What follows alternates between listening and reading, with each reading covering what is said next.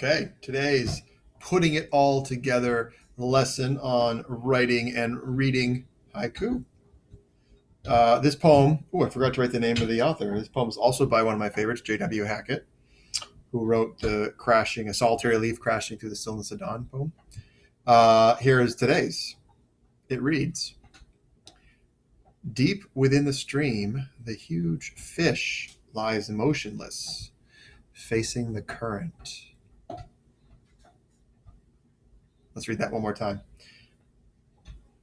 Deep within the stream, the huge fish lies motionless, facing the current.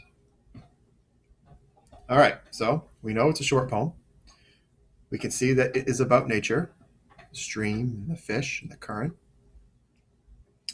We've said it in one breath. Kigo. Which word in this poem lets us know which season we're talking about? Yes, if you said fish or huge fish, I think that's probably the best answer. Huge fish. So the huge fish, and since it's facing the current, it's heading upstream, we get a sense this is fish spawning time, which I believe is spring, but I could be wrong because I'm not a fisherman and I don't know. But it's either spring or summer when the fish are spawning, probably summer. And Kareji, is there a cut word, a punctuation mark here that's going to break up this poem into two unequal pieces? There really isn't, is there? No. But let's read it one more time and see if we can hear where that pause is and maybe imagine the Kareji. Deep within the stream, the huge fish lies motionless, facing the current. Where is the Kareji, even though it's invisible? Yes, it's here. It's after the second line. That's where the pause is.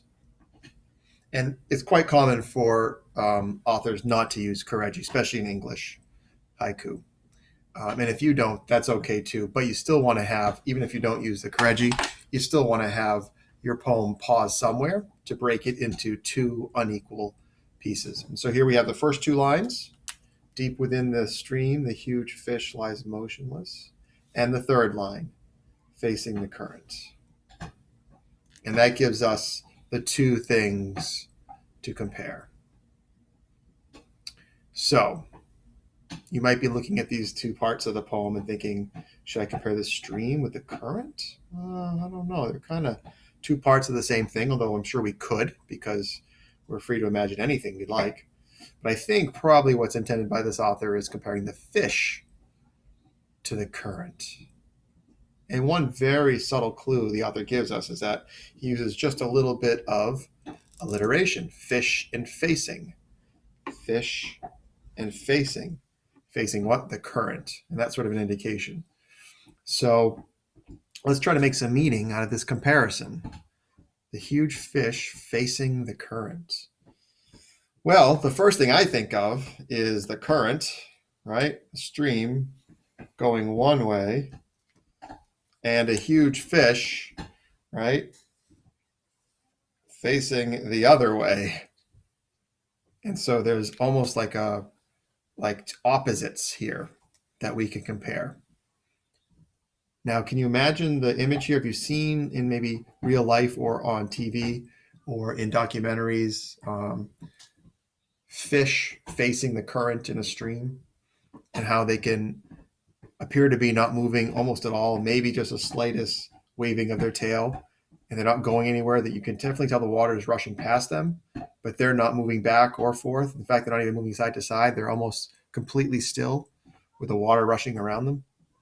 That's the image here. And deep within the stream, that first line tells us that possibly the water is deep, maybe 2 or 3 feet deep. And so, in my mind, I'm seeing maybe the brown top of a fish blending quite nicely in with the brown bottom of the stream.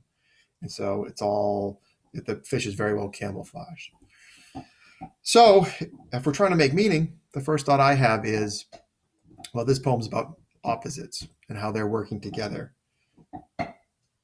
Maybe the stream could represent some sort of adversity, some problem, and the fish and how it's handling that problem, that adversity, with as little effort as possible, seemingly no effort. And it's just allowing the stream to go around it. Maybe there's a train of thought there we could follow about how we face adversity. There could be a comparison or a train of thought around comparing the stream itself to the fish itself, each needing to go in different directions. The stream is another non-living part of nature, and the fish is another living part of nature. So maybe there's a train of thought there. But I think what stands out to me as the most prominent comparison is the direction of the water and the direction of the fish, and how the fish is seemingly putting in very little effort in allowing the water to rush past it and not being pushed backwards. In fact, it might even be using the current and allowing the current to bring food to it and scooping up the food as the current flows towards it. And in that case, the fish might even be using the stream to its advantage, turning a disadvantage, a problem, an adversity into an advantage. And there'd be a whole train of thought there. Now, I don't know much about fish, so I'm not sure if that's true, but that certainly could be a possibility. So, continue to write quality haiku. Today, you'll be turning in your very best of the week. It is a haiku that I hope represents everything we've learned and been talking about in these lessons. A haiku that is broken asymmetrically into two equal parts, that is short, that follows no particular syllable pattern, but definitely has a season word, ikigo, and kareji, some sort of punctuation mark, and most importantly of all, contains within it some sort of comparison of two things from which we might make meaning. All right, good luck. I can't wait to read what you wrote, and I really would love to publish your work this week, so please make sure you send it to me. Thanks.